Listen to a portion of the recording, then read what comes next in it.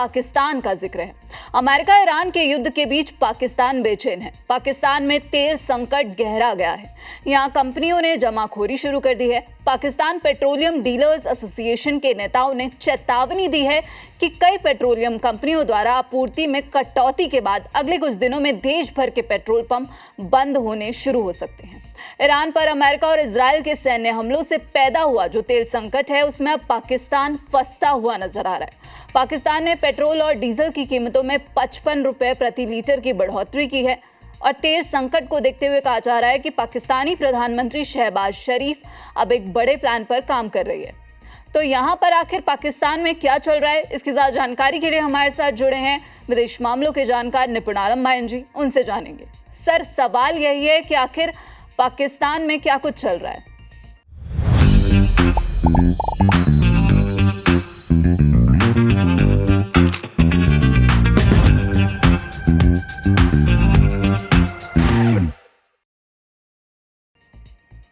देखिए, पाकिस्तान में निश्चित रूप से तेल का क्राइसिस, उसका एक बड़ा रीजन क्या है कि पाकिस्तान में जो भी सप्लाई होनी है वो ईरान के सामने से ही होनी है और ईरान जब चाहे पाकिस्तान की सारी सप्लाई को चोक कर सकता है। और आप जानती हैं कि ईरान जब से अटैक कर रहा है सभी देशों पर, इस्लामिक नेशन में, जिसमें सऊदी भी शामिल है, और सऊदी और पाकिस्तान के बीच में क्या है, आपकी डिफेंस पैक्ट है। आपको याद होगा पिछले दिनों जो रक्षा मंत्री हैं सऊदी के, कल या परसों की बात है, वो गए थे पाकिस्तान और पाकिस्तान को याद दिलाया था कि हमें जो डिफेंस पैक्ट है उसको लागू करना है। बिल्कुल। यानी कि इस वॉरफेयर में पाकिस्तान को कहीं ना कहीं इन्वॉल्वमेंट करने का प्रयास है ताकि पाकिस्तान की जमीन और पाकिस्तान की सेना अगेंस्ट ऑफ ईरान, सऊदी और अमेरिका यूज करे। अब इस बात को जानता है ईरान बहुत अच्छे से। तो ईरान क्या कर रहा है? ईरान ये कर रहा है कि पाकिस्तान की जो भी सप्लाईज हैं उनको चोक कर रहा है ताकि पाकिस्तान जो है लड़ने की स्थिति में ना रहे। पाकिस्तान के जितने रिजर्व्स हैं वो सब उसके खत्म हो जाए ताकि कल को अगर वॉर की स्थिति में पाकिस्तान जाता है तो पाकिस्तान के पास में इतना बड़ा संसाधन ना हो कि वो फाइट कर सके। तो पाकिस्तान तो हर तरफ से फंसता हुआ नजर आ रहा है क्योंकि अमेरिका के खिलाफ कुछ बोल नहीं सकता, क्योंकि पाकिस्तान की जो स्क्रिप्ट है वो अमेरिका से लिखी जाती है। हालांकि शहबाज शरीफ वही बोलते हैं जो ट्रंप उन्हें कहते हैं, लगातार ये कहा जाता है। अब यहाँ पर आखिर पाकिस्तान के पास ऑप्शंस क्या नजर आ रहे हैं?